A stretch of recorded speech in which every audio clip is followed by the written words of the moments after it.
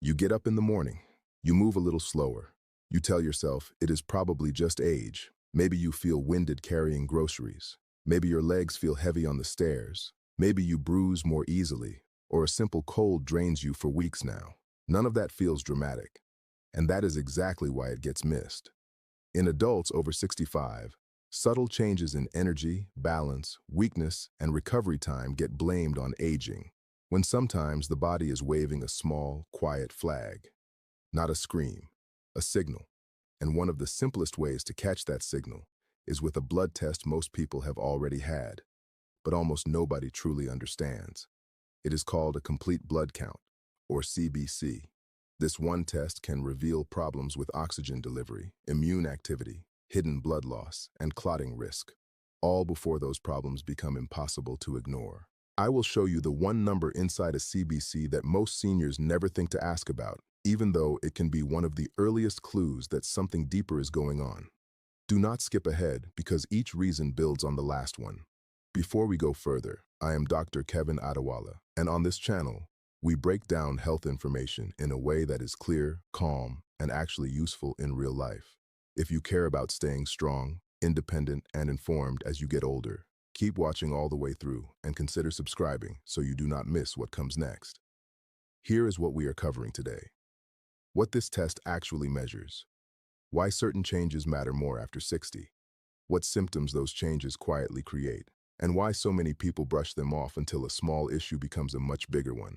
And yes, we are coming back to that overlooked number because it may permanently change the questions you ask at your next checkup. Reason 1. It catches anemia before it steals your strength. One of the most important things a CBC reveals is whether you may be developing anemia. Anemia means your blood does not have enough healthy red blood cells or enough hemoglobin, the iron-rich protein that carries oxygen through your body. When hemoglobin drops, oxygen delivery drops with it. Your muscles feel it, your brain feels it, your heart feels it. But here is the part most people do not expect. It does not arrive dramatically. It sneaks in. You feel more tired after a shower. You need to rest after errands. You stand up and feel lightheaded. You look a little paler than usual. You find yourself short of breath doing things you handled easily a year ago. Why does this happen? Red blood cells are constantly being made and replaced. That process depends on enough iron, vitamin B12, folate, good kidney signaling, and healthy bone marrow, the soft tissue inside bones where all blood cells are actually formed. As we age, nutrition shifts, stomach acid declines, absorption becomes less efficient, chronic disease can interfere, and slow internal blood loss can happen without a single obvious symptom. The CBC cannot name the exact cause by itself, but it can show the pattern early. And catching the pattern early is everything. Here is where people get fooled. Fatigue in later life gets normalized so fast. Someone says, "I'm just slowing down." Family members echo it. Even caregivers sometimes focus on sleep or mood first, and those things may genuinely matter. But low hemoglobin can sit quietly underneath all of it. If anemia is left ignored, it affects balance, increases weakness, worsens existing heart strain, and makes recovery from any illness significantly harder. And here is the question I want you to sit with before we move on. When did we start treating declining stamina as a personality change instead of a medical clue? Think about that, because it connects directly to what comes next. Reason 2. It can reveal infection or chronic inflammation that never feels obvious at first. ACBC also measures white blood cells, the cells your body deploys to fight infections and respond to inflammation, which is the immune system's alarm state. When white blood cell count runs unusually high, it can point to infection, inflammation, medication effects, or other conditions that deserve follow-up. When it runs unusually low, it may mean the immune system is less equipped to respond when it needs to. Either number matters, especially in older adults. Now here is the piece that makes this so important. An older adult going through an infection may not spike a dramatic fever. They may just feel off, more tired, less hungry, slightly confused, a little weaker getting out of bed. They say they feel not quite right, which sounds vague, but vague does not mean unimportant. The body does not always announce trouble loudly in later life. Sometimes it just whispers. And a CBC does not stop at total white blood cells. It can also look at the different types, including neutrophils and lymphocytes. You do not need to memorize those words. What matters is that different patterns give a clinician clues about what kind of stress the body is actually facing. This is exactly why routine testing becomes surprisingly powerful. You are not waiting for a crisis. You are watching for movement in the numbers. Most people attribute these symptoms to poor sleep, dehydration, weather changes, or simply having an off week. And sometimes that is true. But if persistent inflammation or low-grade infection goes unchecked, it can lead to progressive weakness, falls, reduced appetite, muscle loss, and a dramatically lower reserve when something bigger comes along. Stay with me, because the next reason covers a problem that you may never actually see with your own eyes. And that is exactly what makes it so dangerous. Reason 3, it can point to hidden bleeding long before there is an obvious emergency. This is where the CBC becomes especially powerful for older adults. Sometimes blood loss is visible. Often, it is not. Small, slow bleeding from the stomach, intestines, or elsewhere can happen gradually, and a person may notice nothing dramatic at all. What they do notice is declining energy, new dizziness, more breathlessness, feeling cold more often than before. Because the change is gradual, it feels normal, and that is exactly what makes it dangerous. A CBC raises concern when hemoglobin and hematocrit are low. Hematocrit is simply the percentage of your blood made up of red blood cells.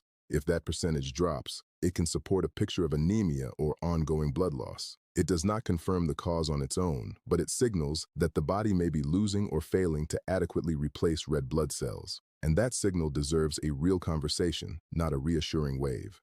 Picture someone who still cooks, still shops, still handles daily life, but lately has to sit down halfway through folding laundry. They are not in obvious distress. They are just not quite themselves. Weeks pass, months pass. They blame age, less activity, maybe the heat. Meanwhile, the numbers on a CBC may already be showing the shift. This is exactly why routine data matters. It can reveal change before the body reaches a breaking point. I want to ask you something right now. Have you ever experienced fatigue, dizziness, or shortness of breath and then found out later that your blood work was already abnormal? Drop a yes or a no in the comments. It takes 2 seconds, and it genuinely shapes what content I make next. Hidden bleeding goes unnoticed because there is often no pain, no dramatic moment, no obvious emergency. But left unaddressed, the long-term consequences include worsening weakness, reduced mobility, increasing strain on the heart, and a much harder recovery when the next illness arrives. And what comes next may actually surprise you, because this same test also reveals whether your blood is clotting in ways that deserve closer attention. A quiet change is not the same as a harmless change. Remember that. Reason 4. It shows whether your platelets may be becoming a problem. Platelets are tiny cell fragments that help form clots when you bleed. Think of them as part of the body's rapid repair crew. You get a cut, platelets rush in, they help plug the leak. A CBC measures how many you have, and that number can matter far more than most people realize. If platelets are too low, bruising or bleeding may happen more easily and more often. If they are unusually high, it can sometimes reflect inflammation, iron deficiency, recent illness, or other issues that deserve evaluation. Not a diagnosis, a clue. But clues at the right time are everything. Platelet changes often do not create dramatic symptoms right away. Maybe you notice bruises you cannot trace to any injury. Maybe your gums bleed a little more when you brush. Maybe a small cut seems to take longer than usual to stop. Or on the other end, you feel nothing at all, and the only sign is on paper. That is precisely why the CBC matters. It catches what normal daily life hides. Many seniors assume increased bruising is just thinner skin with age. And sometimes it is. Not every bruise signals something serious. But when the pattern is new for you, when it keeps happening, when it feels different from before, that deserves context. And a platelet count is part of that context. If those patterns go ignored, they can represent missed opportunities to understand bleeding tendency, inflammatory stress, bone marrow changes, or other problems that get much harder to address the longer they wait. One more thing, and this is important. Numbers do not live alone. Clinicians look at platelet count together with red cells, white cells, symptoms, and personal history. The full picture is where the real meaning lives. Keep watching, because reason 5 is the detail inside a CBC that most patients never think to ask about. And yet it can be one of the first hints that your body is not making blood cells the way it should be. Here is a thought. You open a lab report, you see the word normal next to most lines, and you close it. But what if the one thing worth asking about was sitting there the whole time and no one pointed to it? Reason 5. The overlooked number called RDW can change before people realize why they feel different. Here we are. The quiet number from the beginning is called RDW, which stands for red cell distribution width. That sounds technical, but the concept is simple. RDW tells you how much variation there is in the size of your red blood cells. When the cells are all fairly similar in size, RDW tends to be lower. When there is more mismatch between them, RDW goes up. And here is why that matters more than most people realize. Red blood cells can change size when the body is dealing with iron deficiency, vitamin B12 deficiency, folate deficiency, chronic inflammation, recovery from blood loss, or other disruptions in how blood cells are being produced. RDW is not a diagnosis by itself, and that part genuinely matters. A high RDW does not tell you exactly what is wrong, but it can be an early signal that the blood-making system is under stress.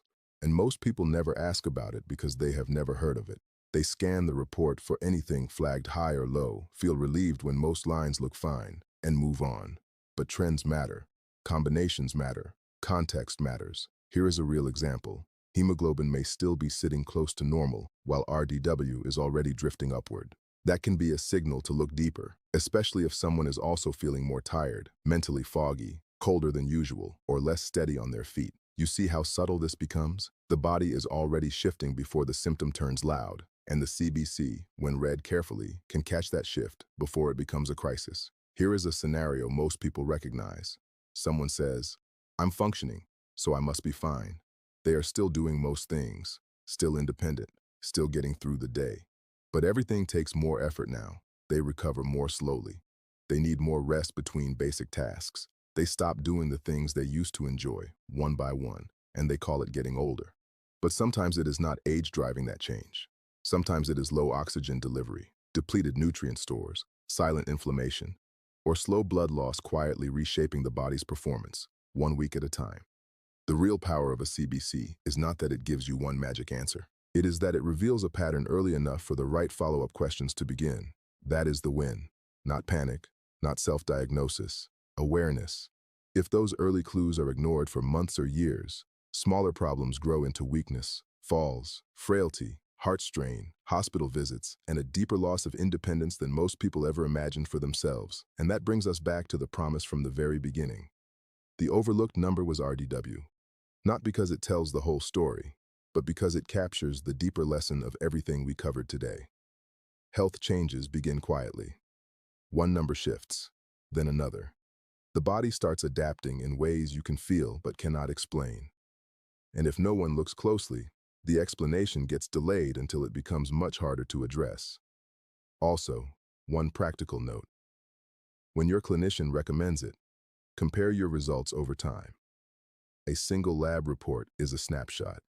Trends are where the real story lives. So, what is the takeaway from all of this? The CBC matters because it turns vague symptoms into visible clues. Feeling tired, weak, pale, dizzy, slower to recover, or more easily bruised does not automatically mean something serious is happening. But it also does not automatically mean that is just aging. The reason I built the whole video around RDW is because it captures the deeper truth. Simple does not mean unimportant. Sometimes simple is exactly what saves time, protects function, and changes the future before a small problem becomes a major setback.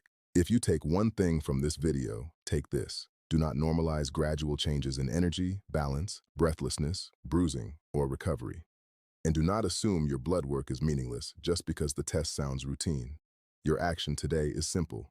Pull up your last CBC if you have one, or write down the symptoms you have been quietly brushing aside. Then bring those observations to your next appointment. Free, practical, no guessing, just a more informed conversation with your doctor. And if this kind of calm, clear guidance helps you feel more in control of your own health, stay with the channel. Subscribe and join me for the next video, where I will show you another everyday health number that many adults overlook until it quietly starts affecting sleep, memory, and energy in ways they never connected to a blood test.